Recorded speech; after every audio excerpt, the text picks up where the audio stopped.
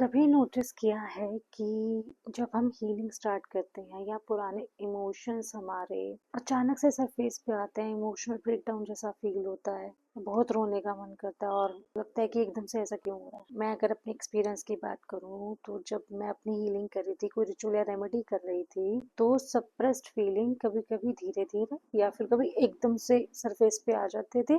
मुझे समझ में नहीं आता था कि पुरानी चीजें वापस क्यों हो रही है। अगर मैं इसको प्रैक्टिकल तरीके से समझाऊं तो क्या होता है कि जब हमें कोल्ड होता है तो म्यूकस की वजह से हमें कफ बहुत आता है। तो जब तक वो म्यूकस हमारे थ्रोट से निकल नहीं जाता हमें कफ आता रहता है, राइट। जैसे ही हम उस म्यूकस को बाहर निकालते हैं, कोई मेडिसिन लेते हैं, तो वो जिस टाइम वो म्यूकस बाहर निकला हमारी कफ कम हो जाती है, राइट। तो ठीक उसी तरीके से जब हम हीलिंग करते हैं और हमारे सप्रेस्ड इमोशन बाहर आते हैं तो हम हील हो जाते हैं और वो जो चीज हमें परेशान कर रही है, आई वुड से आगे नहीं बढ़ने दे रही, लेट गो नहीं करने दे रही, वो दूर हो जाती है। बट इसमें एक और चीज मैं कहूंगी कि हर एक इमोशनल सर्च हीलिंग नहीं होता। सो अगर आप ओवरवेल्म हो, ग्राउंडिंग और सपोर्ट की जरूरत है तो you can go ahead.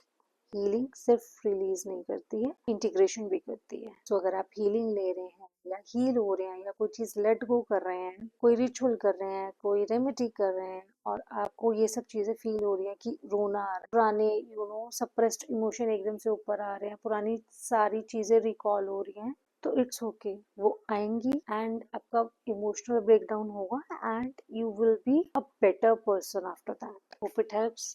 That